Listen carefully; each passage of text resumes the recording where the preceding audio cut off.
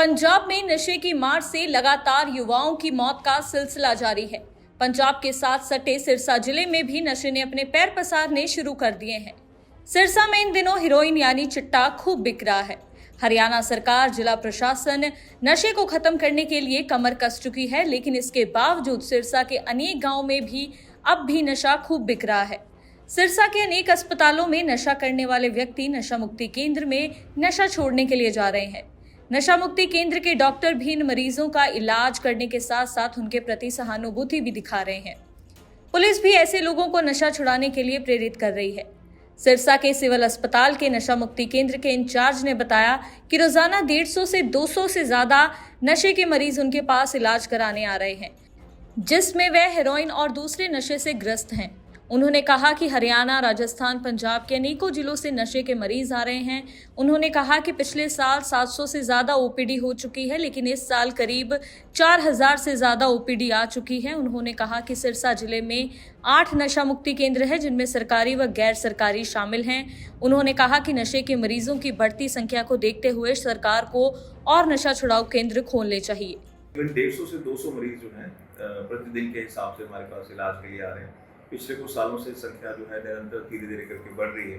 इसको हम दोनों तरफ से देख रहे हैं कि जहाँ एक तरफ से नशे का जो प्रभाव है वो लोगों पे व्यापक स्तर में बढ़ रहा है, लेकिन दूसरी तरफ धीरे धीरे लोगों में अवेयरनेस भी आ रही है कि नशा एक बीमारी की तरह है और इसका इलाज लिया जा सकता है, और लोग उसके लिए भी आगे आ रहे हैं। दोनों प्रक्रियाएं साथ में हमारे जिले में देखी जा सकती है। तो किस तरह के एज ग्रुप के जो है लोग शामिल हो रहे हैं इसमें सर देखिए, एक फैक्चुअल बात यह है कि जैसे पिछले 10 साल में देखा जाए तो जो नशा शुरुआत करने वाले लोग हैं उनकी आयु में काफ़ी कमी हुई है।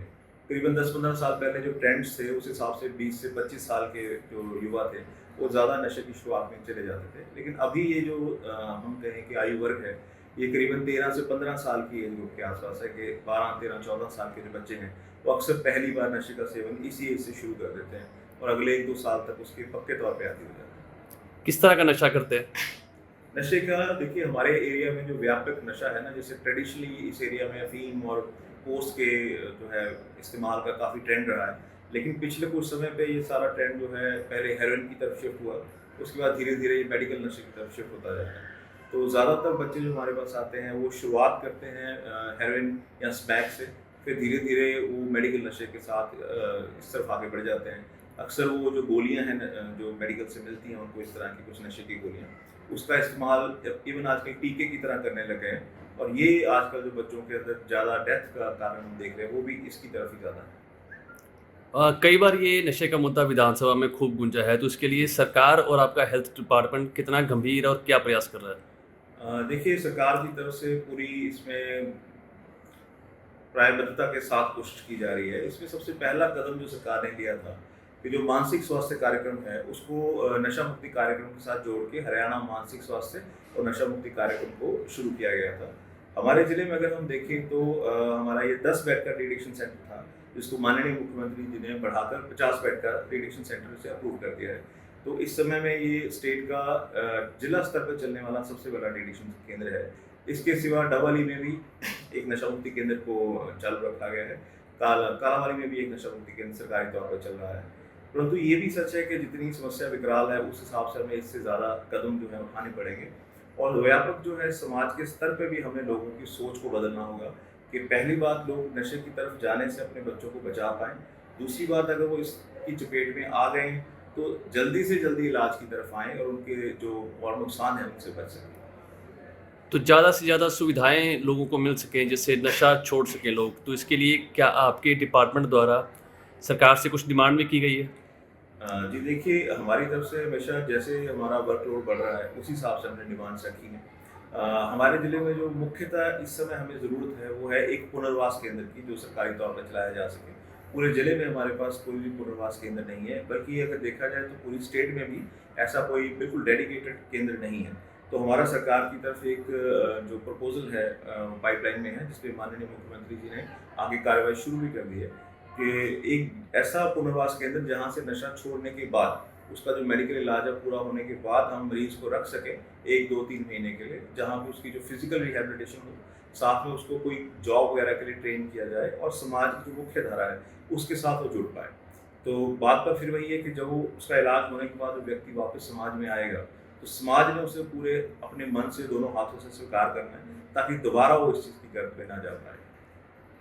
तो लोगों से क्या अपील करेंगे कि अपने बच्चों पर विशेष ध्यान रखें? जी, ये मैं सभी जो अभिभावक हैं या जो बड़े हैं घरों के, जिनके घर में कोई बच्चा इस तरह की चीज़ के साथ ग्रस्त है, या जो जिनके घर में वैसे भी युवा वर्ग के बच्चे हैं, तो मेरी दरख्वास्त सबसे ये है कि पहले तो आप अपने बच्चों के जो व्यवहार है उसकी मॉनिटरिंग कीजिए, उनके साथ वक्त बिताइए, क्योंकि अगर पेरेंट्स बच्चों के साथ वक्त बिताएंगे तभी वो जान पाएंगे बच्चा सही रास्ते पे है या नहीं। ये बड़ी त्रासदी की बात होती है कि अक्सर पेरेंट्स आके हमें कहते हैं कि हमें पड़ोसी से पता चला कि हमारा बच्चा नशा कर रहा है, या हमें किसी दुकान ने, किराने वाले ने बताया। अब जिस बच्चे की भाषा पेरेंट्स उसके बोलना सीखने से पहले भी समझ सकते हैं, उन्हें ही ये पता नहीं चलता कि बच्चा कब गलत रास्ते पर चला गया, तो कहीं ना कहीं ये पेरेंटिंग का फेल्यूर है। तो बच्चों के साथ समय बिताएं, उनकी समस्याओं को सुनें, उनके सोचने के तरीके को जानें, और अगर उन्हें लगता है कि किसी तरह की कोई गलत चीज़ उनकी नज़र में आती है, तो समय रहते उपचार लें।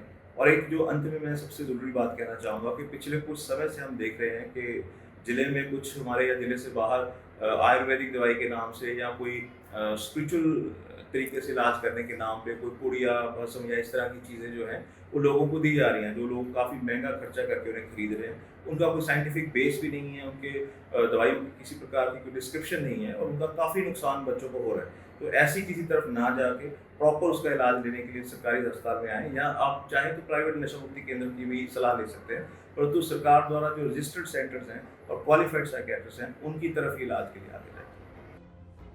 सिरसा से विजय कुमार की दैनिक सवेरा के लिए रिपोर्ट।